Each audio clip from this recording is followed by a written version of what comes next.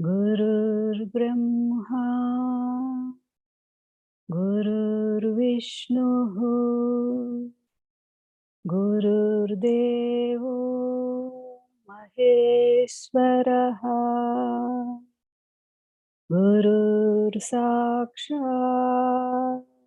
परं ब्रह्मा तस्मै श्री गुरवे नमः। ब्रह्मानन्दं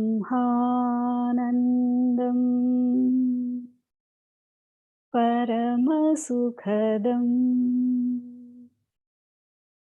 केवलं ज्ञानमूर्तिं द्वन्द्वातीतं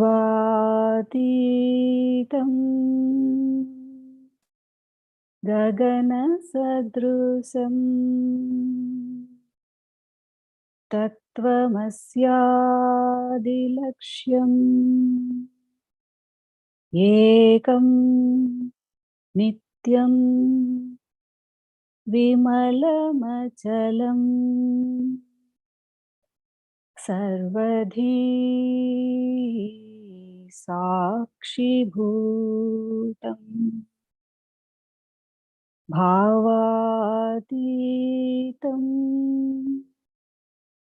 त्रिगुणरहितं सद्गुरुं तं नमामि। ॐ नमो ब्रह्मादिभ्यो ब्रह्मविद्या सम्प्रदाय कर्तृभ्यो वंश ऋषिभ्यो महाभ्यो नमो गुरुभ्यः। सर्वोपप्लवरहित प्रज्ञानघन प्रत्यगर्थो ब्रह्मैवाहमस्मि। अहं पदार्थरहितः सदाशिवसमारम्भा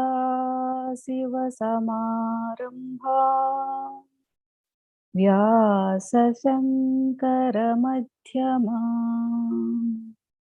अस्मदाचार्यपर्यन्ता वन्दे गुरुपरम्परा। ॐ सहना भवतु सहनौ भुनक्तु सह वीर्यं करवावहै तेजस्विनावधीतमस्तु मा विद्विषावहै। ॐ तत्सत्। ॐ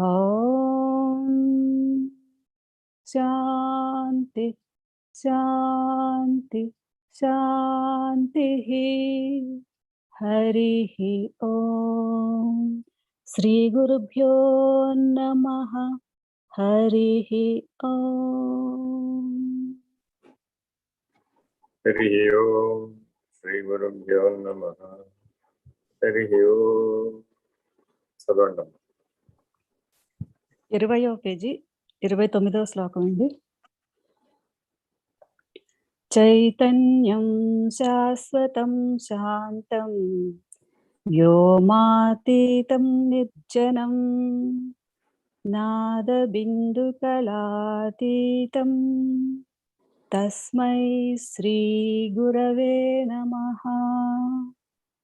తాత్పర్యము: ఏ గురుస్వరూపము జ్ఞానస్వరూపమును, నిత్యమును, శాశ్వతమును, శాంతమును, ఆకాశాతీతమును, పాపరహితమును అయి ఉండి ప్రణవధ్వనిని, బుద్ధిని, బుద్ధి ప్రతిబింబమైన ఆత్మను, ఈ మూడిటిని అతిక్రమించిన ప్రకాశాత్మకమగు పరబ్రహ్మమగుచున్నదో అట్టి ప్రకాశమానమగు సద్గురు స్వరూపము కొరకు నమస్కారం.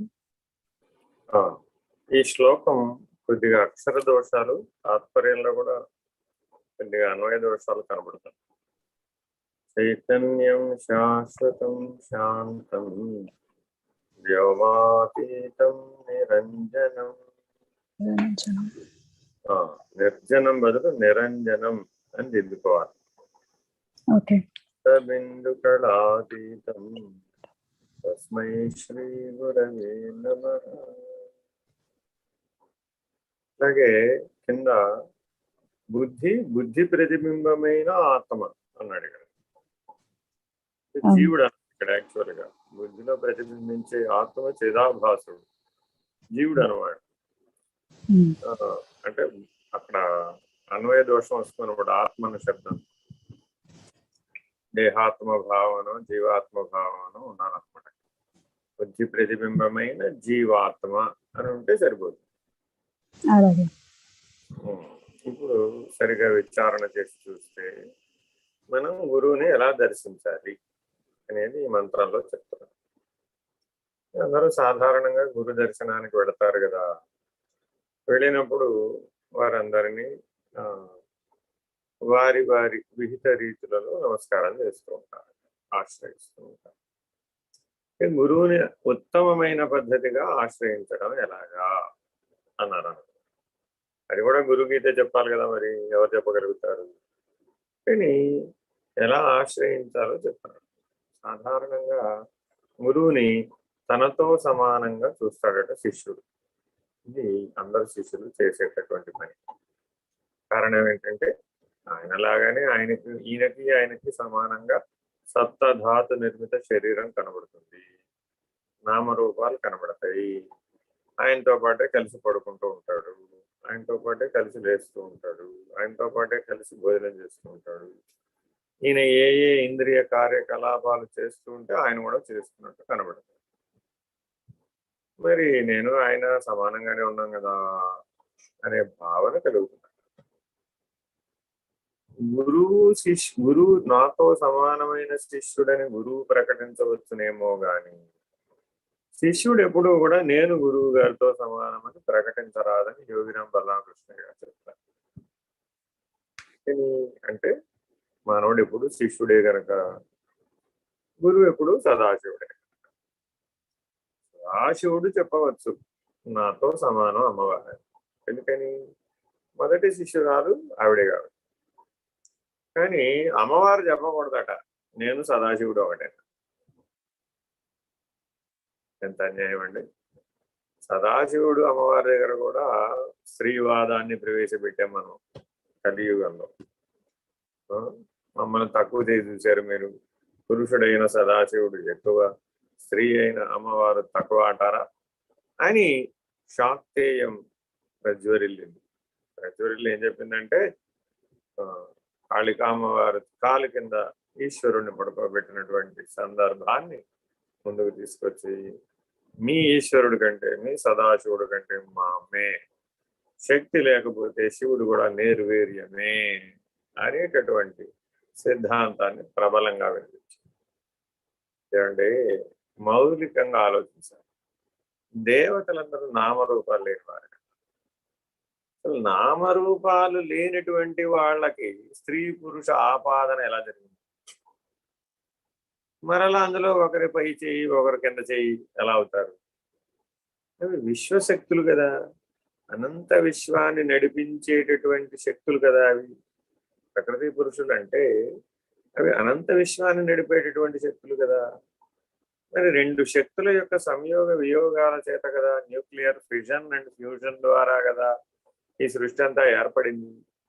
మరి ఆ ఫిజన్ అండ్ ఫ్యూజనే కదా అర్ధనారీశ్వర తత్వం. ఇప్పుడు ఫిజన్ పై చేయ ఫ్యూజన్ పై చేయ అంటే అర్థం లేదు. అందులో ఎవరిది పై చేయి కాదు, కాలానిదే పై చేయి. ఆ కాలమే భగవత్ స్వరూపం, ఆ కాలమే పరమాత్మ, ఆ కాలమే సదాశివుడు. ఆ కాలాధిష్టానమైనటువంటి వాడెవడో వాడే ఈశ్వరుడు. అందువలన ఆ కాలంలోనే నాదబిందు కళలు ఏర్పడుతున్నాయి. మొదటి త్రిపుటి ఏమిటయ్యా అంటే నాదబిందు కళలు.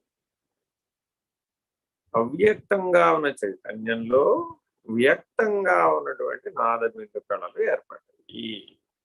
ఇది మొదటి సృష్టి. ఈ నాదబిందు కళలకే మహత్స్వరూపం అని పేరు. ఈ నాదబిందు కళల్లో నుంచి మహదహంకారం వస్తుంది. ఆ మహదహంకారమే సగుణ రూపమైనటువంటి ఈశ్వరుడు, సగుణ సాకారమైనటువంటి ఈశ్వరుడు, మహేశ్వరుడు. కాబట్టి నాదము, బిందువు, కళ అనేటటువంటి ఉపాసనకు అర్హమైనవి. అందువలన ఎవరైనా సరే ఉపాసన చేస్తారనుకోండి, ఈశ్వరుని తెలుసుకోవాలి అంటే నాదోపాసన చేయాలి, పరమాత్మను తెలుసుకోవాలి అంటే నాదోపాసన చేయాలి, లేదండి బిందువుని ఉపాసన చేయాలి, లేదండి కళ, కౌళిని, కుళయోగిని, కులాంతరస్థ, కులము, అకుల, ఇలా కళ అన్నటువంటి శబ్దాన్ని ఆధారంగా చేసుకుని కూడా ఒక ఉపాసన, కౌళాచారము అని ఒకటి. బిందువుని ఆధారంగా చేసుకుని ఉపాసన చేసే విధానానికి సమయాచారము అని ఒక విధానం. ఇలా భారతీయ తత్వ సాంప్రదాయంలో ఉపాసనా విధానాలలో అనేక రకాలైనటువంటి ఉపాసనా విధానాలు కనబడినప్పటికీ వీటన్నింటిలో సర్వులకు శ్రేయోదాయకమైనటువంటిది సమయాచారం.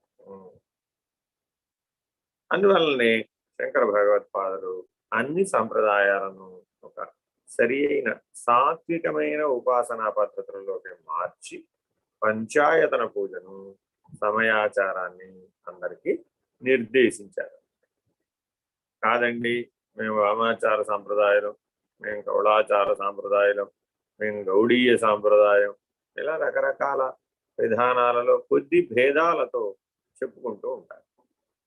సరే, ఎవరు ఎన్ని చెప్పుకున్నా అందరికీ పరమాత్మ ఒకడే, పరబ్రహ్మం ఒకడే. అందుకని వీళ్ళందరినీ కలిపి అన్నమయ్య ఒక కీర్తనలో చెప్పారు, బ్రహ్మం ఒకటే, పరబ్రహ్మం ఒకటే. మీరు ఎన్ని రకాలుగా తిరగా మరగా వేసినా, ముందు నుంచి వెనక్కి చెప్పినా, వెనక నుంచి ముందుకు చెప్పినా, ఏకం అనేకం అని చెప్పినా, అనేకం ఏకమని చెప్పినా, అన్ని సిద్ధాంతాలు ఈ రెండు మాటల్లో కలిసిపోయినాయట. ఏం చేస్తాయట సిద్ధాంతాలన్నీ? అయితే ఏకాన్ని అనేకంగా అయినా చెప్తాయి, లేదంటే అనేకాన్ని ఏకంగా అయినా చెప్తాయి. ఇంతకు మించి వేరే ఏ సిద్ధాంతాన్నైనా బాగా అధ్యయనం చేస్తే ఒకటే కనబడుతుంది. ఏం కనబడుతుందయ్యా అంటే ఏకాన్ని అనేకంగా చెప్తారు. అంటే మహావిష్ణువు ఏకస్వరూపం.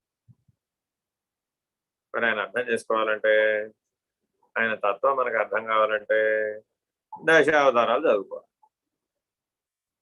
మరి ఒక్కడే మహావిష్ణువు 10 అవతారాలు ఎత్తాడా లేదా అన్నాం అనుకోండి, ఇప్పుడు ఏకం అనేకం అయిందా అని అడిగాం. ఒక్క మహావిష్ణువే 10 అయ్యాడా అని అడిగాం అనుకోండి, అబ్బాయి 10 అవ్వలేదండి, మహావిష్ణువుగానే ఉన్నాడు, ఆయన యొక్క ప్రతిబింబ చైతన్యం అవతారంగా దిగొచ్చింది. మరి ప్రతిబింబ చైతన్యం అవతారంగా దిగొస్తేనే ఇంత మహత్తర కార్యం జరుగుతుంది. మరి మహావిష్ణువు దగ్గర అది పరబ్రహ్మ స్వరూపం. మహా అన్న శబ్దాన్ని వాడాము. అలాగే ఈశ్వర శబ్దాన్ని కూడా మహా అని జోడించాం. మహా ప్లస్ ఈశ్వరుడు మహేశ్వరుడు. అలాగే మహావిష్ణువు. ఏమంటే బ్రహ్మ గారికి మహాశబ్దం ఉందే, మహాబ్రహ్మ, మహద్బ్రహ్మ అన్న ప్రయోగం ఉపనిషత్తులలో, మహద్బ్రహ్మ అనే ప్రయోగం. కాబట్టి ఎవరైతే బ్రహ్మ విష్ణు మహేశ్వరులు సాకారంగా సవికల్పంగా కనబడుతున్నారో, సృష్టికర్తలుగా భావించబడుతున్నారో, వాళ్ళ ముగ్గురు కూడా మహత్ స్థితిలో నాద బిందు కళలకు అతీతులు. నాద బిందు కళలకు యువతల లెక్కేస్తేనేమో వాళ్ళ ముగ్గురు కూడా సృష్టి స్థితి లయకారం. అదే నాద బిందు కళలకు అవతల లెక్కేసాం, అధిగమించి అతీత స్థితిలో లెక్కేసాం అనుకోండి, అప్పుడు అది మహద్బ్రహ్మ. ఒకే బ్రహ్మ. మరి ఆ బ్రహ్మమునకు ఆవలో అది పరం. కాబట్టి అవ్యక్తము బ్రహ్మమే, వ్యక్తమైన మహత్తు బ్రహ్మమే, దాని నుంచి ఉత్పన్నమైన మహదహంకారము బ్రహ్మమే, ఉన్నది బ్రహ్మమే. మరి దానవతల నాదబిందు కళ రహితం, అతీత స్థితి ఒకటి, రహిత స్థితి ఒకటి. అతీతం అంటే అవ్యక్తం, రహితం అంటే పరం.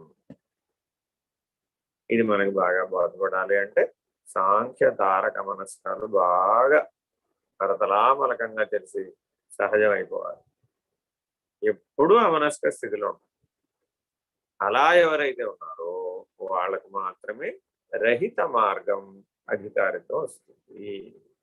అమనస్కం అనే అనుభవం లేనటువంటి వారికి రహిత మార్గాన్ని తెలియజేసిన అది నిరుపయోగం, అది పట్టుబడదు. తారకం అనే స్థితి లేనటువంటి వాళ్లకు అతీతం బోధపడదు. సాంఖ్యం అనేది తెలియని వారికి సాక్షిత్వం బోధపడదు. ఇది 3 మాటలు. కాబట్టి ఏ గురు సాంప్రదాయంలో వారైనా సరే తప్పక సాంఖ్య విచారణను నేర్చుకోవాలి, తారకాన్ని బాగా అభ్యాసం చేయాలి, అమనస్క స్థితిలో సహజం అవ్వాలి. కాబట్టి బోధారూపంలో మనకి తెలియబడేదంతా ఏమిటయ్యా అంటే సాంఖ్య విచారణ. తద్వారా నువ్వు సాక్షిగా ఉంటావు. ఎవరైతే సాక్షిగా ఉన్నారో వాళ్ళు తారకంలో ప్రవేశిస్తారు. ఎవరైతే తారకాన్ని బాగా అభ్యాసం చేస్తారో, ద్వాదశాంత స్థితికి చేరగలుగుతారో, నాద బిందు కళలకు అతీతంగా లక్ష్యాన్ని పట్టుకుంటారో వాళ్ళు అమనస్క స్థితికి అధికారులు. అమనస్కం సహజం, అక్కడ సాధనతో పని లేదు, సహజంగా ప్రాప్తిన పొందాలి. అలా అమనస్క స్థితిని ఎవరైతే ప్రాప్తి పొందారు వాళ్ళు జీవన్ముక్తులు.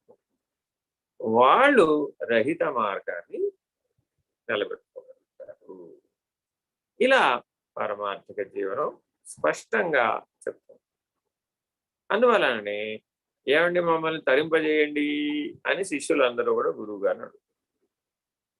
తరింపజేయండి అంటున్నారంటే అర్థం ఏంటి అంటే సాంఖ్య తారక అమనస్క విధిని తెలియజేయమని అడుగుతున్నారు. అయ్యా నన్ను ఎలాగోలా అయితే అవతల గట్టును వేయండి, అలాగే సాంఖ్యం అనే నావ ఎక్కు అన్నారు. గురువుగారు ఏం చెప్పారు? అయినా యువతల గట్టు నుంచి అవతల గట్టుకు వెళ్ళాలనుకుంటున్నావు కదా, తరణం చెయ్యాలనుకుంటున్నావు కదా, ఒక పని చెయ్యి, సాంఖ్యం అనే నావ ఎక్కు. సరే ఎక్కానండి. జాగ్రత్తగా ఈ ఒడ్డు నుంచి ఆ ఒడ్డుకు వెళ్ళు, నీళ్లు లోపలికి రాకుండా. అది సాక్షిత్వం అనమాట.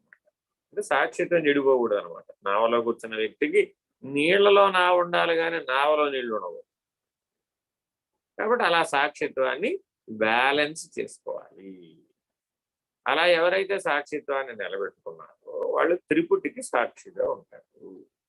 సాంఖ్య విచారణా క్రమం వలన నీకు లభించే ఫలితం ఏమిటయ్యా అంటే త్రిపుటి అంతటికీ కూడా సాక్షిగా ఉండే ప్రయత్నం చేస్తావు, ఆత్మానుభవానికి ప్రయత్నం చేస్తావు. మరి తారకం అండి, తారకం అంటే ఏమిటంటే 7 అంతస్తుల మేడ ఎక్కాలి, మరి ఎక్కితేనే మరి తారకం.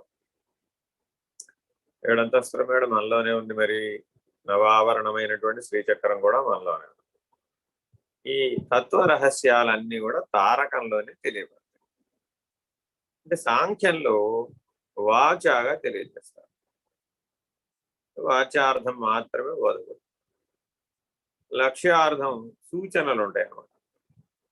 ఎవరికైతే సమిష్టి సూక్ష్మంలో ప్రవేశం ఉంటుందో వాళ్ళు మాత్రమే ఈ తారకాన్ని దాటగలుగుతారు. వ్యష్టి సూక్ష్మం వరకు మాత్రమే ఉన్నారనుకోండి, అప్పుడు తరించలేదు, ఆ తారకం పూర్తవదు. అవ్వాలి అంటే వ్యష్టి సూక్ష్మము తెలియాలి, సమిష్టి సూక్ష్మం కూడా తెలియాలి, అనుభవంగా తెలియాలి. సమిష్టి సూక్ష్మం ఎవరికైతే తెలియబడుతుందో వాళ్ళకి చైతన్యం స్వాధీనము. వ్యష్టి సూక్ష్మం ఎవరికైతే తెలియబడుతుందో వాళ్ళకు ప్రాణ మనస్సులు, వ్యష్టి ప్రాణ మనస్సులు స్వాధీనం.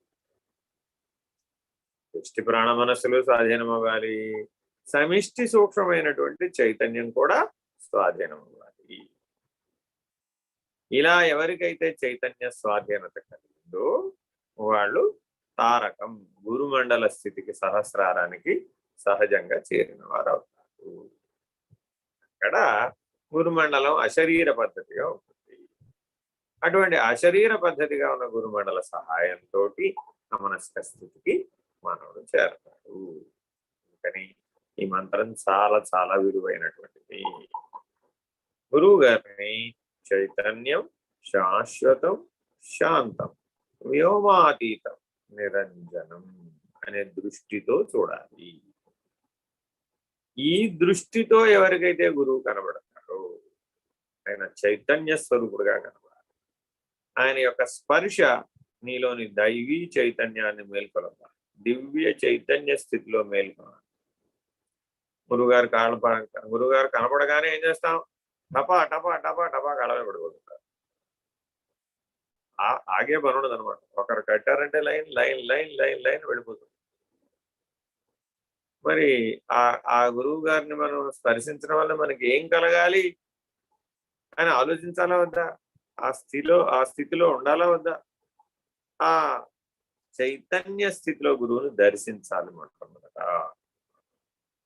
అలాంటి స్పృహ, అలాంటి స్ఫూర్తి, అలాంటి ప్రజ్ఞాస్థితి మానవుడిలో మేల్కొనాలి. మొదటి మాట చాలా గురువు. మన వాళ్ళు కొంతమంది విశ్వేశ్వర దర్శనానికి వచ్చినప్పుడు కూడా ఈ అనుభూతిని పొందిన వాళ్ళు ఉన్నారు. అలా చైతన్య స్పర్శ కలిగింది.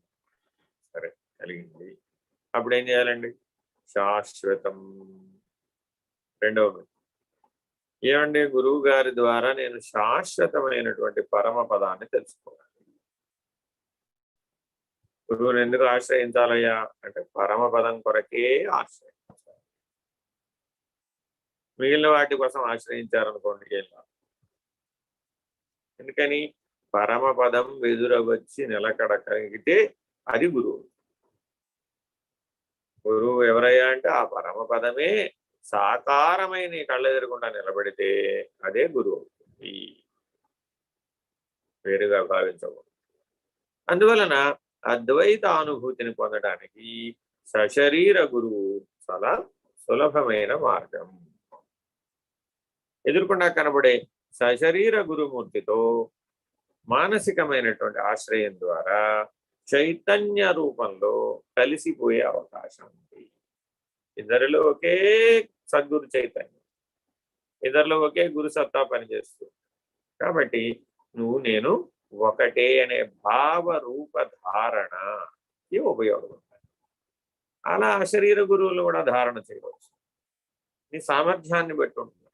ఎవరైతే అమనస్క స్థితిని సాధించిన వారు ఉంటారో వాళ్ళు ఏ అశరీర గురువుతో అయినా సరే అద్వైతానుభూతిని పొందగలుగుతారు.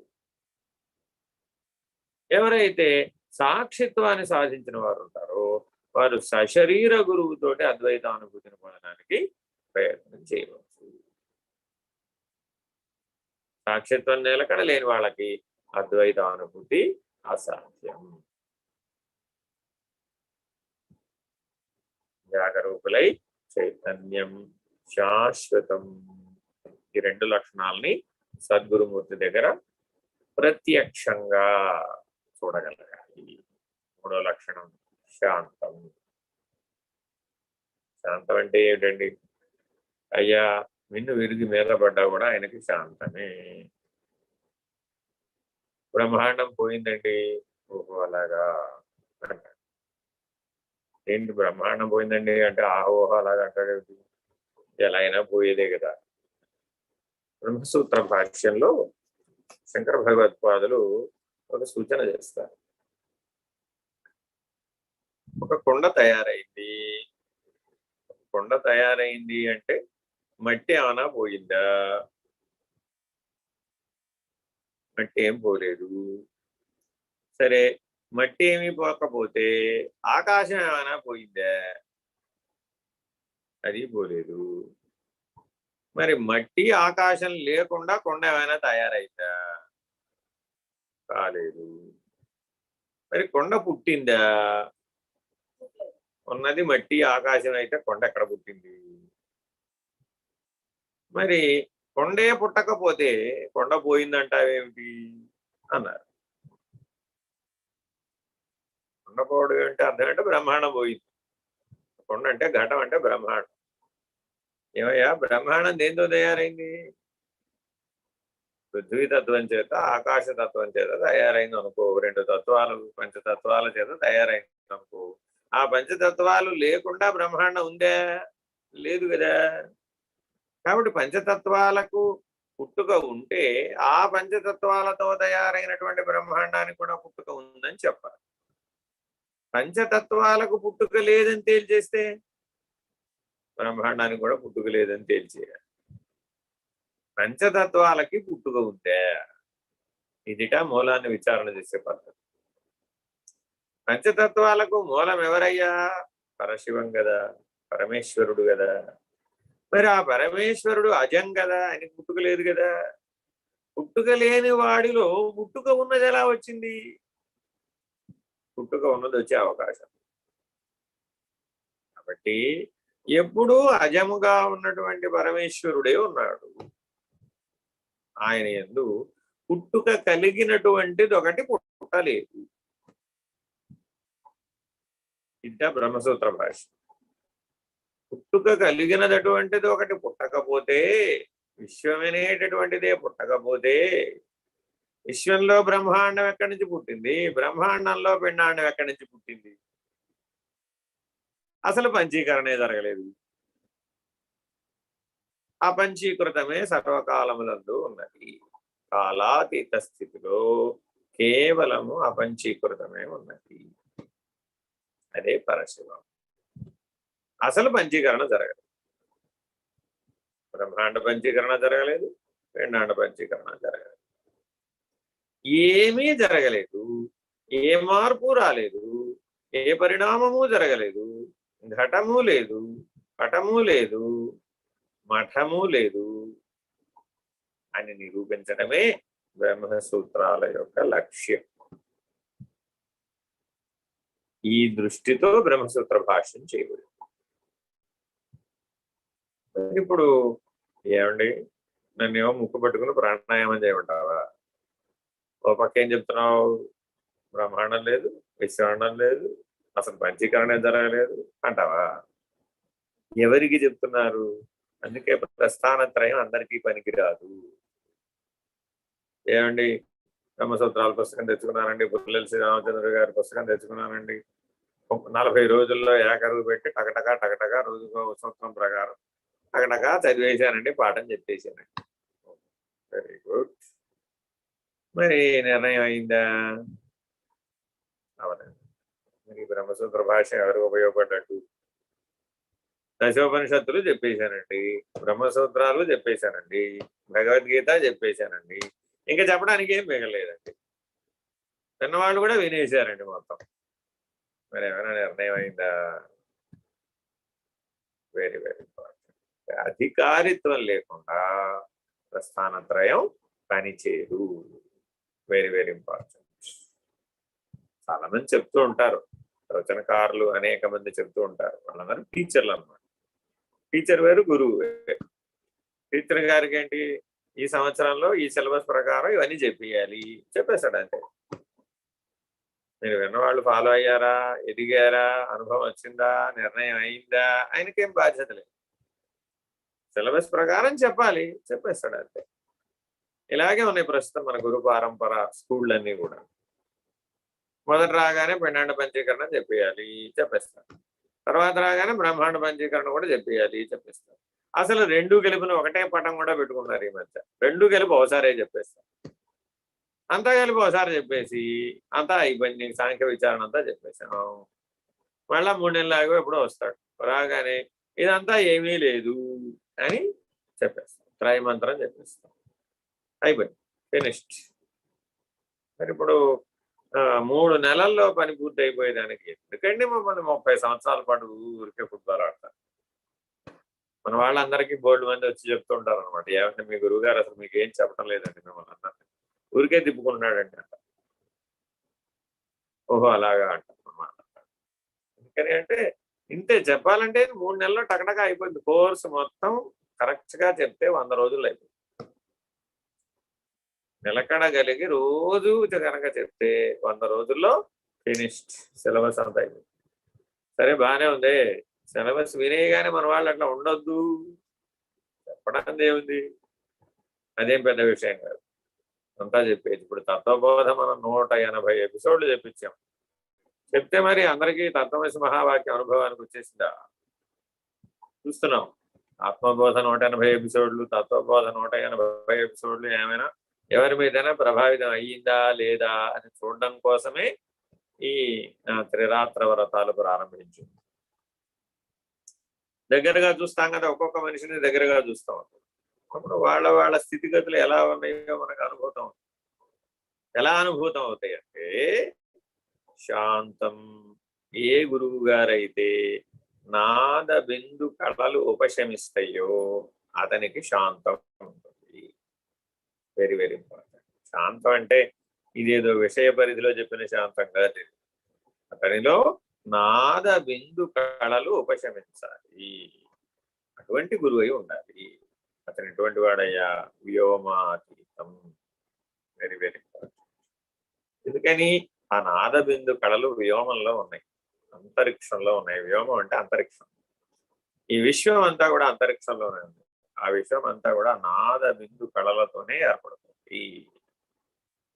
ఎవరు చెప్పినా అదే, సైంటిస్ట్ చెప్పినా అదే. ఏమండి కాస్మిక్ ఎనర్జీ అంటే ఏమిటండి? నాదం అంటే రిజనెన్స్, బిందువు అంటే ఫోటాన్, కళ అంటే ఫోటాన్.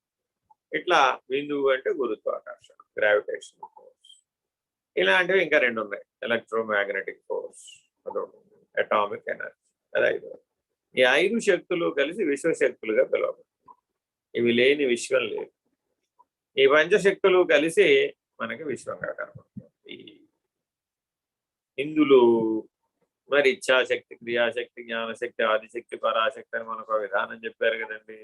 కరెక్ట్. అదలా ఎందుకు చెప్పారు అంటే, ఈ వ్యష్టి నుంచి ఆ సమిష్టికి నిన్ను ఎదిగేటట్లు చేయడం కోసం అని ఆధారంగా చెప్పారు. అంతేగాని ఇచ్ఛాశక్తి అంటే లక్ష్మీదేవి, లేకపోతే ఇచ్ఛాశక్తి అంటే జ్ఞానశక్తి అంటే సరస్వతీదేవి, క్రియాశక్తి అంటే లక్ష్మీదేవి, ఇచ్ఛాశక్తి అంటే పార్వతీదేవి, ఇట్లా ఏవో అర్చావతారాలతో సంబంధపడినటువంటి కర్మకాండతో సంబంధపడినటువంటి విధానాలు ప్రాథమికం. కాబట్టి మహాకాళి, మహాలక్ష్మి, మహాసరస్వతి పూజ చేయమంటారా, మానేయమంటారా? బాగా పూజ చెయ్యి. ఎందుకు పూజ చేయాలి? ఏమిటో అది తెలుసుకోవడానికి, ఎప్పటికైనా నీకు ప్రశ్నలు రావడానికి. ఓ గురువు దగ్గరికి వెళ్ళాలి అంటే నీకేమైనా ప్రశ్నలు ఉండాలి కదా. వెళ్ళి ఏమడుగుతావు? అయ్యా 96లో వెళ్ళాను స్వామి నిర్భయానందుల దగ్గరికి, మనందరి గురువు గారి దగ్గరికి వెళితే ఏమిటి వచ్చావన్నా? అయ్యా నా చిన్నప్పటి నుంచి ఇలా అన్ని చూసొచ్చాను, పూజలు, జపాలు, తపాలు, అన్ని అభిషేకాలు, వ్రతాలు చూసొచ్చాను. ఇదేమిటి? ఏమిటో దాంట్లో తత్వార్థం బోధపడలేదండి, వాచ్యార్థమే బోధపడింది, మరి తాత్వికమైన అర్థం బోధపడలేదండి. అలాగా నీకేం బోధపడిందో చెప్పు ముందు అనలేదు ఆయన. మౌనంగా ఉన్నారు. మనమే ఏకరువు పెట్టి చెప్పుకున్నాం, మనకేం తెలుసు. అంతా చెప్పేసిన తర్వాత నీకు తెలిసిందంతా తీసి పక్కన పడేయి అన్నారు. ఏంటి 25 ఏళ్ళు 26 ఏళ్ళుగా నువ్వు ఏదైతే తెలుసుకున్నావో అదంతా తీసి పక్కన పడేస్తే ఇప్పుడు కొత్తగా ఏమైనా నేర్చుకుంటున్నాను. మరి మనం అందరం సాధారణంగా గురువు దగ్గరికి వెళ్ళినప్పుడు మీరు నేర్చుకున్నదంతా పక్కన పడేయండి అంటే పడేస్తారా? ఏమంటే ఇంత కష్టపడి నేర్చుకుని వస్తే అది నేర్చుకుని ఇది నేర్చుకుని బోల్డ్ నేర్చుకుని వస్తే అవన్నీ పక్కకు పడేయమంటే నా జీవితం ఏమైపోవాలి? నీ జీవితం ఏమైపోయినా పర్వాలేదు. తత్వజ్ఞానాన్ని గ్రహించాలంటే వాచ్యార్థానికి సంబంధించిన వాటి అన్నింటినీ తిరిగి ప్రశ్నించాలి. అది పక్కన పడేటువంటి అర్థం. దృష్టిని మార్చాలి. మనకేంటంటే వాచ్యార్థమే సత్యం అనే దృష్టితో చూస్తాం అన్నమాట. అప్పుడు ఏమైపోయింది? ఏం లాభంలా, తత్వార్థం బోధపడదన్నమాట. ఆ వ్యోమాతీత స్థితి నీకు లభించాలి అంటే నాదబిందు కళలను దాటాలయ్యా నువ్వు. ఆ నాదబిందు కళలను దాటకపోతే నీకెప్పటికీ ఇది బోధపడదు. వెంటనే ఏం చేశారు? గురు స్తోత్రాలు బాగా చదువు అన్న. ఏం చెప్పలేదు. గురు స్తోత్రాలు బాగా చదువు అనగానే దక్షిణామూర్తి స్తోత్రం తీసుకుంటే అందులో ఏముంటుంది? నాద బిందు కళాతీతం అని ఉంటుంది కదా.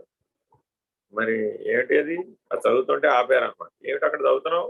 అదేదో అర్థమైందా నీకు? ఏమైనా తెలిసిందా అన్న. చదవమన్నారు కదండి, చదువుతున్నానంటే చదవమంటే చదవడమేనా? తెలుసుకోక్కర్లేదా? అడగక్కర్లేదా? తిరిగి ప్రశ్నించకపోతే ఆత్మవిచారణ రాదు, గురువు గారు నీకు ఎదుగు ఉపయోగపడదు అన్న. సరే పోనీ చెప్పండి స్వామి. అది చెప్పేది కాదు, దర్శించే అన్న. చెప్పేది కాదు దర్శించేదంటే మరి మనకేమో దర్శన శక్తి లేదు. దర్శన శక్తి లేదంటే పొందాలి, ప్రయత్నం చేయాలి, సాధన చేయాలి, దాటాలి.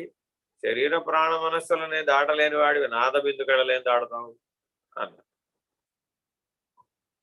శరీర ప్రాణ మనస్సుల్ని దాటాలంటే నువ్వు చైతన్య స్థితిలో ఉండాలి. ఎప్పుడు కూడా చైతన్య స్థితిలో ఉంటే అప్పుడు నీకు నాద బిందు కళలంటే తెలుసుకోగలిగే శక్తి వస్తుంది. అసలు నీకు చైతన్యం అంటేనే బోధపడకపోతే నాద బిందు కళలు ఎప్పటికి బోధపడతాయి అన్న. ఇట్లా ఒక్కొక్క మెట్టు తెలుసుకోవాలి, ఇట్లా ప్రశ్నించాలన్నమాట. గురువుని అలా వినయపూర్వకంగా పరిప్రశ్న, వెరీ వెరీ ఇంపార్టెంట్. ఉపదేక్షంతే జ్ఞానం జ్ఞానినా తత్వదర్శన. పరిప్రశ్న సరిగ్గా గనక వేస్తే, అంటే ఎప్పుడూ కూడా మనం గురువుని పరీక్షించేటట్టుగా ప్రశ్నలు అడుగుతాం, అది లాభం లేదు. నీ అంతరంగాన్ని గురువు ఎరగలేడంటావా? సులభంగా తెలుసుకోగలుగుతాడు. ఎవరినైనా సరే అలా చూస్తుంటేనే అర్థమైపోతుంది వాడు ఎలా అడుగుతున్నాడు. కాబట్టి తనను పరీక్షించడానికి వచ్చిన వాడిని ఏమార్చడం గురువుకి రేపపాడు పని. అదే పరిప్రశ్నేన సేవయా, సర్వస్వ శరణాగతితో వచ్చినటువంటి వాడికి వాడి ప్రశ్నలన్నీ మౌనంతో కూడా సమాధానం చెప్పగలిగినటువంటి వాడు. అందరితో తన వ్యవహారం తాను చేస్తూనే ఉంటాడు, కానీ దృష్టి నిలబెట్టినటువంటి వాడికి మౌనంతోనే సమాధానం చెప్పగలడు. అందుకని ఆయన నిరంజనుడు. Very very important. ఎందుకు గురువు గారు నిరంజనుడయ్యా అంటే, మామూలుగా ఆయన మన కళ్ళ ముందే 10 మందిలో వ్యవహరిస్తూ కనబడతాడు, అనేక పనులు చేస్తూ కనబడతాడు. కానీ ఆ 100 మందిలో ఆ 200 మందిలో ఆయన తిరుగుతూ ఉన్నప్పుడు గమనిస్తాడు, ఎవరు తన మీద దృష్టి నిలబెట్టి ఉంచారో చూస్తాడు. ఆ నిలబెట్టినటువంటి వాళ్లకు మౌనంగా చైతన్య స్థితిలో స్ఫూర్తినిస్తాడు, చైతన్య స్థితిలో మేల్కొలుపునిస్తాడు. వాళ్ళతో ఎవరితో ఏం మాట్లాడినట్టు కనపడాడు, వాళ్ళని ఎక్కడో పక్కకు కోసేసినట్టుగా కనబడతాడు, ఏం వ్యవహరించినట్టుగా కూడా కనపడు. కానీ నిజమైన లాభం పొందిన వాళ్ళు ఎవరయ్యా అంటే, మౌనంతో ఆశ్రయించిన వాళ్ళెవరు, సాక్షిత్వంతో ఆశ్రయించిన వాళ్ళెవరు, చైతన్య స్థితిలో ఆశ్రయించిన వాళ్ళెవరు, వాళ్ళే నిజమైన లాభాన్ని పొందిన వాళ్ళు. వాళ్ళకి నిరంజన స్వరూపంగా కనపడతారు. అంజనం అంటే అంటుకోవడం, అంటుకునేదాన్ని అంజనం అంటారు. కాటుక. నిరంజనము అంటుకోని వాడు అంటే వ్యోమము దేనిని అంటదు. వ్యోమమే దేనిని అంటదంటే వ్యోమాతీతం నిరంజనం. Very very important. వ్యోమానికి అతీతమైన స్థితిలో ఉన్నటువంటి వాడే నిరంజనుడు. ఆయా లక్షణాలతో చూడాలి. ఏమండి, అలంకారానికి 100 మూరల పూలు తెమ్మంటారా? తెండి ఆయన. ఏమండి 100 మూరలు ఎక్కువేమో కదా, పక్కన ఎవరో అంటారు. ఇప్పుడు 100 మూరలు తెమ్మనాలా వద్దనాలా? గురువు గారికి వచ్చిన పరీక్షలు అన్నీ కాదు. ఏమండి పూజ అన్నారు కదా, 10 దండాలు తెమ్మంటారా, 5 దండాలు తెమ్మంటారా, 5 కిలోలు తెమ్మంటారా, పూలు 20 కిలోలు తెమ్మంటారా? అన్నిటికీ ఈయనే సమాధానం చెప్పాలి. ఎలా చెప్పాలి? చైతన్యం శాశ్వతం శాంతం వ్యోమాతీతం నిరంజనం. ఎందుకని? అవన్నీ తనకే కదా, ఆ అర్చనంతా తనకే కదా, ఆ ప్రతిష్ఠ అంతా తనకే కదా, ఆ మంత్రాలన్నీ తనకే కదా, ఆ హోమాలన్నీ తనకే కదా. స్వీకరించేది ఎవరు? తానే కదా, సర్వవ్యాపకుడు కదా. నిరంజనుడు కదా, వ్యోమాతీతుడు కదా. ఎవరెవరినో మంత్రాలతో దేవతలందరినీ పిలుస్తున్నారండి. ఆ దేవతలందరూ ఎవరు? తానే కదా. ఏకకాలంలో 33 కోట్ల దేవతల సమాహారమై ఉన్నది కదా పరబ్రహ్మం. అతీతమై ఉన్నది కదా. ఆ దేవతా ప్రకృతికంతా అతీతమై ఉన్నది కదా పరబ్రహ్మం. మరి ఆ పరబ్రహ్మ స్వరూపుడు కదా గురువు. కాబట్టి అతడు చైతన్యం, శాశ్వతం, శాంతం, వ్యోమాతీతం, నిరంజనం. చూడండి, ఈ నిరంజనం అనేటటువంటి స్థితి ఎంత విశేషమైంది అంటే, జీవన్ముక్తానుభవాన్ని సూటిగా చెప్పేటటువంటి పదం అంటే ఏదైనా ఉంటుందంటే అది నిరంజనం. సాధారణంగా సన్యాస ఆశ్రమ స్వీకారం అప్పుడు దీక్షానామం ఇస్తూ ఉంటారు. నిరంజనానంద అన్న పేరు చాలా అరుదుగా ఇస్తారు. చాలా మిగిలిన పేర్లు చాలా ఇస్తారు. ఆత్మానంద, బ్రహ్మానంద, విద్యానంద ఇలా ఏవో ఇస్తారు. కానీ ఈ నిరంజనానంద అన్న పేరు మాత్రం చాలా అరుదుగా ఉంటుంది. ఎందుకనంటే ఈ నిరంజనానంద అనేటటువంటిది అనుభవ రీత్యా తెలియబడేటువంటి లక్షణం. తనే నిర్ణయం అవుతుంది. ఈ క్రమంలోనే నిర్ణయం. చైతన్యం, శాశ్వతం, శాంతం, వ్యోమాతీతం, నిరంజనం. అలా నిరంజన స్థితిలో గురు దర్శనాన్ని పొందిన వాడెవడో వాడు శివ దర్శనాన్ని పొందినవాడు. నిరంజన స్వరూపం శివస్వరూపం. చాలా మందికి గురువు లేని వాళ్ళందరినీ కూడా శివాయ గురువే నమః అనుకోండి అయినా అంటారు. గురువు లేకపోవడమే. మానవులు ఎవరు అనాథలు కారు, అందరికీ ఈశ్వరుడే గురువు. శివాయ గురువే నమః. అందుకని ఆ శివుడు నిరంజనుడు. నిరంజన స్వరూపం యొక్క సాక్షాత్కారం శివస్వరూపం. ఏ ఆలయానికైనా వెళ్ళండి, ఏ శివాలయానికైనా వెళ్ళండి, అక్కడ మనకి లభించేది నిరంజన స్వరూపం. అదేమిటండి అంటే ఆయన మీద ఎన్నో పదార్థాలు పోస్తాం. ఎన్ని పదార్థాలు పోసినా ఏమీ ఉంటుంది. అన్నీ కిందకు జారిపోతాయి. అన్నీ జారిపోతాయి నాయన. అనంత విశ్వం కూడా జారిపోతుంది కాలచక్రంలో. మరి జనన మరణాల మధ్యలో నేను సంపాదించినవండి అంటే అవి చిన్న నిద్ర వస్తేనే పోయినాయి. ఒక ఆవిడ ఆ చేతికి డజన్ గాజులు, ఈ చేతికి డజన్ గాజులు, బంగారపు గాజులు వేసుకుని పడుకుంది. నిద్రపోతూ ఉంటే ఆ బంగారపు గాజులు మట్టి గాజులుగా భ్రమించింది. అంటే ఒక్కసారిగా ముచ్చమంట పట్టినాయి. అమ్మో, నా బంగారపు గాజులు వేస్తే మట్టి గాజులు. అంతే సంగతి. ఇప్పుడు నిరంజనమా అంజనమా? అంటుకుందా అంటుకోలేదా? అందరికీ తెలిసిన ఉపమానాలు చెప్తుంటాం. మనవాళ్ళు ఏమంటే మీరు ఎప్పుడు ఆడవాళ్ళ ఉపమానాలు చెప్తుంటారు, మగవాళ్ళ ఉపమానాలు చెప్పరా? అదేం లేదు. మగవాళ్ళకి ఎంతకంటే బోల్డ్ ఉంటాయి. ఎందుకంటే వాళ్ళు మగోళ్ళు కదా. ఒకేసారి 10 గోల్స్ సాధించాలనుకుంటారు అనమాట. ఒకేసారి 1000 ఆలోచనలు చేస్తూ ఉంటారు. కాబట్టి వాళ్ళకి బోల్డ్ అంటుతాయి. అందుకని అశాంతి మగవారికి ఎక్కువ ఉంటుంది. కారణం ఏంటంటే ఆ 10 రకాలైన ఆలోచనలు చేస్తూ 10 లక్ష్యాలను ఒకేసారి సాధించాలని అనుకుంటూ ఉంటారు. స్త్రీలకేమో ఆడోళ్ళు. నేనలేదు సుమి, ఈ మాట భగవాన్ సత్యసాయి అన్నారు అనమాట. ఆడోళ్ళు మగోళ్ళు ఏమిటండి అని స్వామివారిని అడిగారు. ఎందుకని అంటే స్వామివారి జన్మదినోత్సవం నవంబర్ 23వ తారీఖు. అంతకుముందు 4 రోజుల ముందు 19వ తారీఖు నాడు విమెన్స్ డే ఉంటుంది. ఆ రోజు మొత్తం ప్రశాంత నిలయంలో అన్ని పనులు అన్ని మొత్తం ఆడవాళ్లే చేస్తారు. సమస్తం. ఆఖరికి డోలు, సన్నాయి, మంగళ వాయిద్యాలు వాయించడం, ఊరేగింపు మొత్తం అంతా ఆడవాళ్లే చేస్తారు. మొత్తం సమస్తం ఆడవాళ్లే చేస్తారు. అదంతా విమెన్స్ డే. సరే, ఇట్లా చేస్తున్నారు. మాకు ఒక రోజే ఇచ్చారు.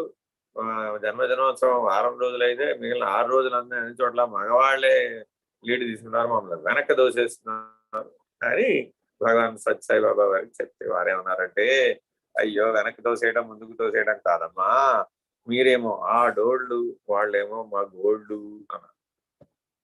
అంటే ఏమిటండి అంటే, మీరేమో నోరు తెరిస్తే సాయంత్రం దాకా మళ్ళీ ఆపరే, మళ్ళీ నిద్రపోతే ఆపాల్సిందే. కాబట్టి ఆడవాళ్ళు బాగుపడాలి అంటే మౌనం. ఉత్తమ సాధన మౌనం. వాంగ్ నియమం ఉండాలన్నమాట. వెరీ వెరీ ఆ మౌనం ద్వారా మీరు తరిస్తారు అని చెప్పారు. ఏమండి మగోళ్ళు వాళ్ళు ఏం చేయాలండి? వాళ్ళు 100 పనులు ఒకసారి చేయకూడదు, ఒక పని చేయాలి. ఏకాగ్రత. మగవాళ్ళకి ఏకాగ్రత ఉండదు. ఏకాగ్రత ఎప్పుడైతే ఉండదో 10 లక్ష్యాలు చేద్దాం అనుకుంటాడు, ఒక లక్ష్యం కూడా సరిగ్గా చేయలేదు. 10 పనులు ఒకసారి చేస్తే ఓ పని కూడా సక్రమం. కాబట్టి వాళ్ళందరూ కూడా ధ్యానం వాళ్ళకి సరి అయినటువంటి సాధన. వాళ్ళందరూ ఏం చేయాలండి? ధ్యానాన్ని పాటించాలి. ఆడవాళ్ళందరూ ఏం చేయాలండి? మౌనాన్ని పాటించాలి. అప్పుడే ధరిస్తారు అని భగవాన్ సత్సాయి సులభమైనటువంటి మార్గాన్ని చెప్పారు. కానీ అటు ధ్యానమైనా ఇటు మౌనమైనా చివరికి నేను ఎక్కడికి తీసుకెళ్ళి విడిచిపెడుతుంది అంటే చైతన్యం, శాశ్వతం, శాంతం, వ్యోమాతీతం, నిరంజనం. ఆ ధ్యానానికైనా ఆత్మవిచారణను జోడించాలి, ఈ మౌనానికైనా ఆత్మవిచారణను జోడించాలి. ఏ సాధనకైనా సరే ఆత్మవిచారణను కనుక జోడించకపోతే అది పూర్ణం కాదు. ఆత్మవిచారణ చేసి సాక్షిత్వాన్ని సంపాదించిన తర్వాత బ్రహ్మానుసంధానం చేయకపోయినట్లయితే వ్యష్టి లేకుండా పోయి సమిష్టిలోకి ప్రవేశించలేదు. బ్రహ్మానుసంధానం చేసి మహావాక్య నిర్ణయాన్ని సర్వం కలుదం బ్రహ్మ, ఉన్నది బ్రహ్మం అనే నిర్ణయంలో గనక అవస్థాత్రయ సాక్షిత్వం తురియ నిష్ఠ ద్వారా గనక సంపాదిస్తే అప్పుడు పరబ్రహ్మం అనేటటువంటి సూచన నిర్ణయం. అలా సమిష్టిని పోగొట్టుకోవాలి అంటే కాలచక్రానికి అతీతం అవ్వాలి. ధర్మచక్రానికి అతీతమైతే ముక్తి, కాలచక్రాన్ని గనక దాటితే మోక్షం. కాబట్టి ఈ పారమార్థిక జీవనం ఇలా వ్యష్టి సమిష్టి భేదంతో నడుస్తూ ఉంటుంది. దీన్ని చాలా జాగ్రత్తగా అవగాహన చేసుకోవాలి, సాధన చేయాలి, ఆచరించాలి, అనుభవం పొందాలి, అధిగమించాలి. అలా నిర్ణయంగా ఉండాలి, ఉన్నట్టున్నట్లు ఉండాలి. రెండవ పాదం దాన్ని సూచిస్తుంది ఆ మంత్రంలో. చూడండి, రెండవ పాదం ఏముందో? చైతన్యం, శాశ్వతం, శాంతం, వ్యోమాతీతం, నిరంజనం. రెండవ పాదం.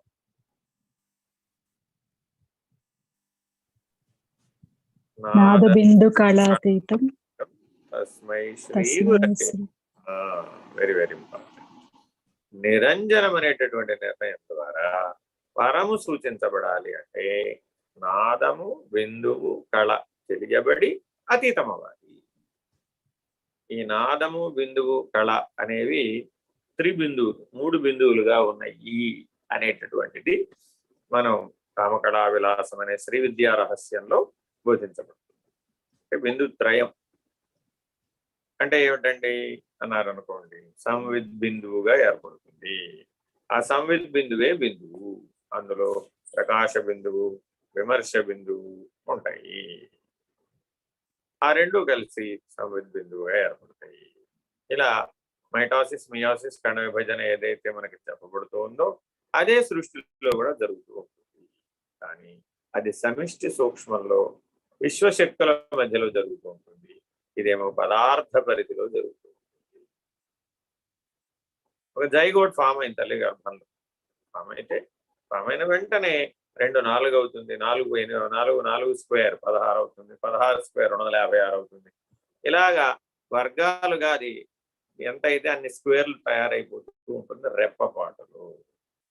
క్షణానికి అలా మైటోసిస్, మియోసిస్ ద్వారా కణ విభజనలు జరుగుతూ ఉంటాయి. ఏకకాలంలో కణాలు నష్టమవుతూ ఉంటాయి, కణాలు పుడుతూ ఉంటాయి. ఫ్యూజన్ జరుగుతూ ఉంటుంది. ఇదే సిద్ధాంతం విశ్వంలో కూడా జరుగుతూ ఉంటుంది. ఇదే సిద్ధాంతం గెలాక్సీలో కూడా జరుగుతూ ఉంటుంది. సిద్ధాంతం ఏం భేదం లేదు. కాకపోతే ఇదేమో అత్యంత పరిమితం, నానో పార్టికల్. అదేమో అత్యంత వ్యాపకం, మ్యాక్రో. కానీ నాదము, బిందువు, కళ అనేది సమానం. పదార్థ పరిధిలోకి వచ్చేటప్పటికి రక్త బిందువుగా మారిపోతుంది. దాన్నే మనం అంటున్నాం. దాన్నే శుక్ల శోణితాలు అంటున్నాం. ఆ రెండు కలిస్తేనే మనకి సంవిత్ బిందువు జైగోట్ అయ్యింది. అలాగే అక్కడ ప్రకాశ బిందువు విమర్శ బిందువు కలిస్తే సంవిత్ బిందువు అయింది. అక్కడ ఇక్కడ సిద్ధాంతం ఒకటే, విద్యుత్రయ సిద్ధాంతం. అయితే దీంట్లో బయట అడిషనల్ గా అంటే అనుషంగికంగా బయట నుంచి ఉపయోగపడేవి నాదము, కళ, ఈ రెండు కూడా కలిసి ఉపయోగపడతాయి. కాబట్టి మనం అల్ట్రాసోనిక్ వేవ్స్ అనేవి ఏదైతే పంపించి స్కానింగ్ చేస్తున్నాం కదా, ఆ సోనిక్ అంటే అర్థం ఏంటంటే శబ్ద తరంగాలు. చెవితో వినడానికి వీలు లేనంత తక్కువ తరంగ దైర్ఘ్యంతో, ఫ్రీక్వెన్సీ తోటి శబ్ద తరంగాలను పంపించి మనం తెలుసుకుంటున్నాం. కాబట్టి తల్లి గర్భంలో ఉన్నటువంటి శిశువు పైన శబ్ద తరంగాల ప్రభావం బలంగా ఉంటుంది. అందుకని అది నిరూపించబడింది. ప్రహ్లాదుడు తల్లి గర్భంలో ఉండగానే ఓం నమో నారాయణాయ అనే మంత్రోపాసన నేర్పబడింది నారద మహర్షి చేత. కాబట్టి మనం నాదోపాసన గనక చేసిన వాళ్ళమైతే తల్లి గర్భంలోనే శిశువుని మనం ప్రహ్లాదుడిగా మార్చవచ్చు. అందువల్ల తల్లి ఎప్పటి నుంచి అయితే మాతృమూర్తిగా ప్రారంభిస్తుందో తన జీవితాన్ని, అప్పటి నుంచే నాదోపాసన మంత్రోపాసన చేయాలి అనేది మన సనాతన ధర్మంలో విధిగా ఏర్పడింది.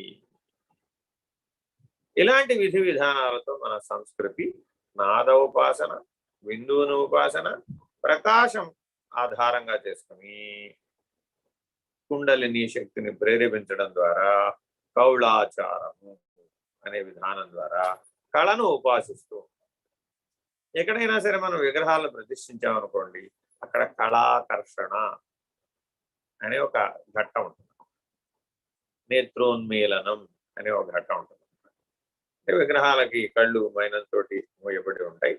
వాటికన్నిటికీ ఆ మంత్ర జలాన్నంతా సంప్రోక్షణ చేసిన తర్వాత, ఆ హోమాలన్నీ పూర్తయిన తర్వాత, ఎవరైతే తమ తపశ్శక్తిని వాటి అందు ధారపోసి వాటిలో దివ్య చైతన్యాన్ని మేల్కొలుపుతారు, వాళ్ళు నేత్రోన్మీలనం చేస్తారు. ఇప్పుడు మన కైవల్య ఆశ్రమ చలాతల బోధోపదేశ మందిరంలో గురుమంటపంలో మనకి 3 మూర్తులు గురుమండలంగా ఏర్పడ్డాయి. మేధా దక్షిణామూర్తి, విరించి నారాయణమూర్తి, అలాగే పంచబ్రహ్మాసనాసీన లలితాపరాభటారి. ఈ ముగ్గురికి కూడా ప్రాణ ప్రతిష్ఠ చేయడానికి వచ్చారు శివశక్తి స్వామి మీనాక్షి పీఠ నుంచి. అలాంటి తపశ్శక్తి కలిగినటువంటి వారు ప్రాణ ప్రతిష్ఠ చేయగలుగుతారు. ఏమంటే ఋత్వికులు ఏం చేశారు? వారు యంత్ర ప్రతిష్ఠ చేశారు. పురోహితులు ఏం చేస్తారయ్యా అంటే యంత్ర ప్రతిష్ఠ చేస్తారు. అదే తపస్సులు ఏం చేస్తారయ్యా అంటే ఋషులైన వారు ప్రాణ ప్రతిష్ఠ చేస్తారు. ఏమిటండి ప్రాణ ప్రతిష్ఠ అంటే? దైవం మనకు స్పందిస్తుంది. Very very important. హోమాల ద్వారా కూడా ఆయా వాతావరణంలో దైవీ ప్రకృతి, దైవీ చైతన్యం మేల్కొల్పబడుతుంది.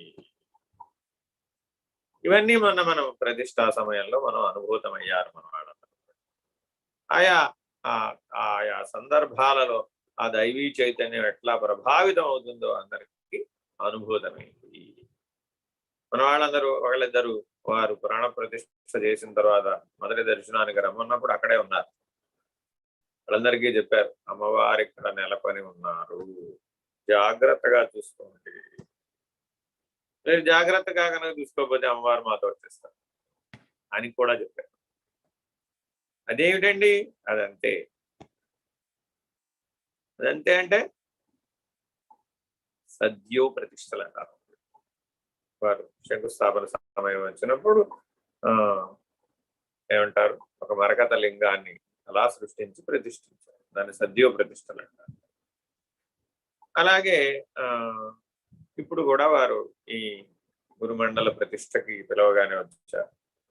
వారు ప్రాణ ప్రతిష్ఠ స్వయంగా తానే, మామూలుగా అయితే ఆ మంటపం మీదకి ఎక్కడం కష్టం, అలాంటిది మంటపం మీదకి వారే ఎక్కి అన్ని పదార్థాలు వారే భీమవరం తెచ్చుకున్నారు. అభిషేకానికి కావాల్సినవన్నీ, అలంకారానికి కావాల్సినవన్నీ మొత్తం ఇక్కడ విగ్రహాలు ఎలా ఉన్నాయి ఏమిటనేది వారికి ఏమి మనం ఏ సమాచారం ఇవ్వలేదు. ఈ మంటపం ఎలా ఉంది, ఏం చేయాలి, ఎలా ఏమి ఏ రకమైన సమాచారం మనం వారికి ఏమి. కానీ వారన్నీ తెలిసిన వారు ఎలా వస్తారో అలా అన్నీ సిద్ధపడి వచ్చాయి చక్కగా. భస్మ విభూషితుడుగా మేధా దక్షిణామూర్తిని, అలాగే హరిద్రాచూర్ణం గంధంతో కలిపి అమ్మవారిని, అలాగే విరించి నారాయణమూర్తిని చక్కగా అలంకారం చేసి సహజ అలంకారంతో చేసి జాగ్రత్తగా మనకి ప్రాణ ప్రతిష్ఠ చేసి అప్పచెప్పారు. కాబట్టి అక్కడ ఉన్నటువంటి ఆయా దేవతామూర్తులను గురుమండలంగా మనం ఉపాసించడానికి కావలసిన దైవ బలం మనకి అందుంది. దానివల్ల ఎందుకు ఈ మాటలు చెప్తున్నామయ్యా ఇదంతా? ఇక్కడ గురుగీతలో దానికి ఏం సంబంధం అండి? ఏమంటే అక్కడ కూడా 3 మూర్తులే ఉన్నాయి, నాదము, బిందువు, కళ. Very very important. ఆ కళాస్వరూపం అమ్మవారు, బిందు స్వరూపం అమ్మవారు, ఆ నాదస్వరూపం అమ్మవారు. అదే విరించి నారాయణమూర్తి అంటే సూర్యనారాయణమూర్తి విశ్వరూపం అన్నమాట. ఆ మనకు తెలుసుకోవడం కోసం అలా పెడతారు అన్నమాట ప్రతీకాత్మకంగా. సూర్యుడిలో కూడా నాదము, బిందువు, కళ ఉన్నాయి. సూర్యుడే ఓ పెద్ద బిందువు, ఆ బిందువు స్వయం ప్రకాశం, అది కళ. మరి సూర్యుడిలో ఉన్నటువంటి ప్రణవనాదం మోగుతోందండి అని ఈ మధ్య నాసా వాళ్ళు కనుక్కున్నారని ఏదో చెప్తుంటారు. కాబట్టి ఈ సృష్టిలో సంవిధానంలో దేనికైనా సరే ఒకదానికి ఉనికి అంటూ ఒకటి ఉందంటే అది నాదము, బిందువు, కళ ఉంటేనే దానికి ఉనికి ఉంటుంది. ఆఖరికి ఒక కణమైనా సరే, ఒక యాటం అయినా సరే నాదము, బిందువు, కళ ఉంటుంది. ఆఖరికి సూర్యుడైనా సరే నాదము, బిందువు, కళ ఉంటుంది. ఏమండి, ఇంకా కొద్దిగా అవతలకి వెళ్ళం. ఆ వెళ్ళామనుకోండి అనంత విశ్వాన్ని మనం ఒక జ్యోతిర్బిందువుగా చూసాము. అవతల విశ్వం అవతలకి వెళ్ళి చూస్తే ఈ అనంత విశ్వము కూడా ఒకే ప్రకాశ బిందువుగా కనబడుతుంది. అంటే ఆ ప్రకాశ బిందువు లోపల కూడా నాదము, బిందువు, కళ. కాబట్టి ఆ నాద బిందు కళాతీతం తస్మై శ్రీ గురవే నమః.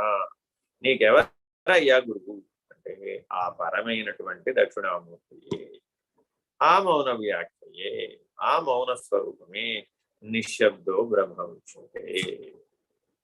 శబ్ద బ్రహ్మమే నాదము, బిందువు, కళగా వ్యక్తమవుతోంది.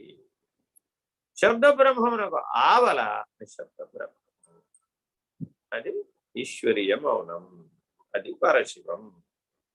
అటువంటి శ్రీ గురుమూర్తికి నమస్కారం. హరి ఓం. శ్రీ గురుభ్యో నమః. హరి ఓం.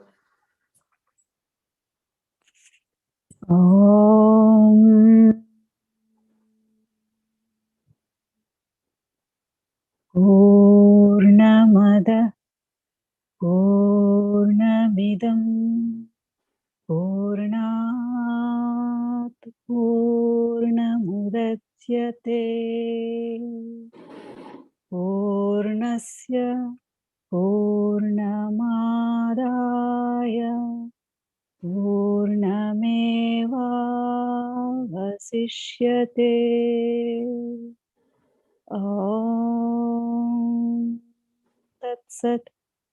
ఓం శాంతి శాంతి శాంతి. హరి ఓం.